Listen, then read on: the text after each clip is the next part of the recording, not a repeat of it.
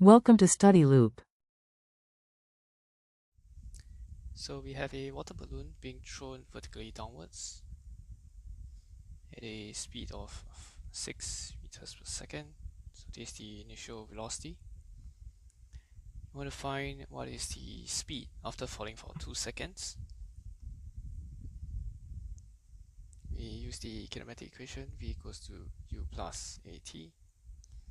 In this case, we're going to have our convention as downwards to be positive. So the acceleration due to gravity is downwards, so that's positive.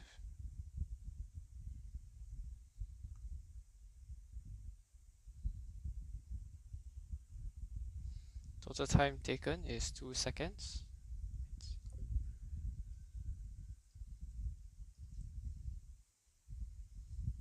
So we have total velocity of about 25.5 meters per second. Next, to find the distance, total distance that was traveled, use S equals to T plus half AT square. So once again, U is the initial velocity. Time is 2 seconds.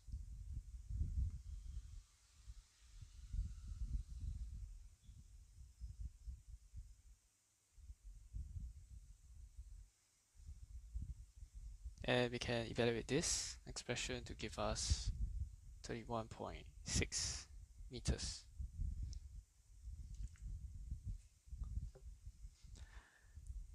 Now to find the magnitude of velocity after falling for 10 meters. Right, so after falling 10 meters, first we gonna use the kinematic equation V square equals to U square plus 2AS. So V square is the final velocity that we want to find. U square is the initial velocity, which is 6 meters per second. Acceleration due to gravity is 9.81. Total distance that we want it to travel is 10 meters.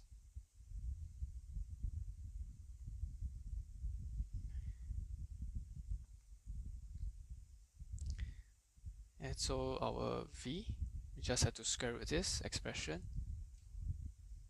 and we should find about 15.2 meters per second.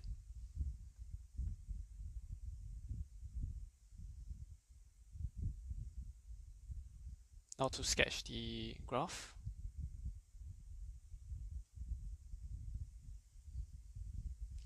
We start off with the acceleration graph. Again, our convention is we're going to assume downwards to be positive.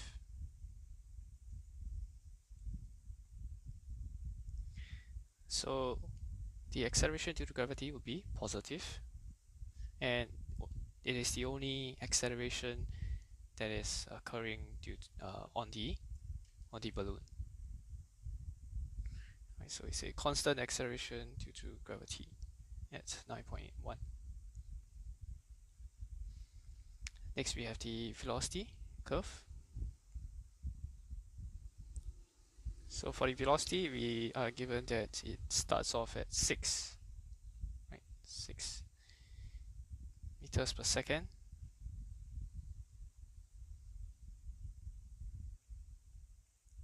And then because of the acceleration due to gravity, it must have a constant positive gradient, right? Since the acceleration is just the gradient for our velocity time graph.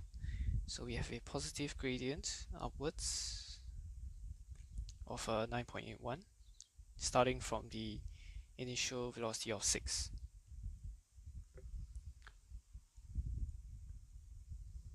Finally, we have the position time graph.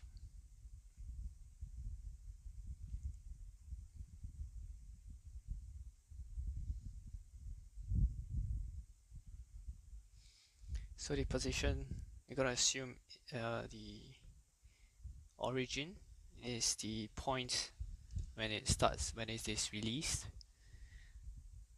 So at this point, it starts off with a gradient of about 6, right?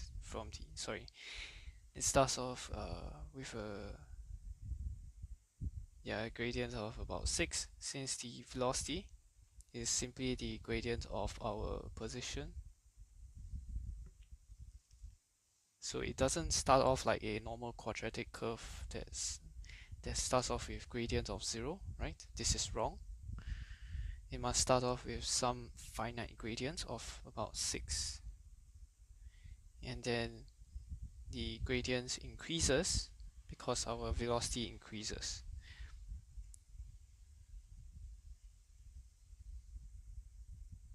So this is roughly the distance time graph.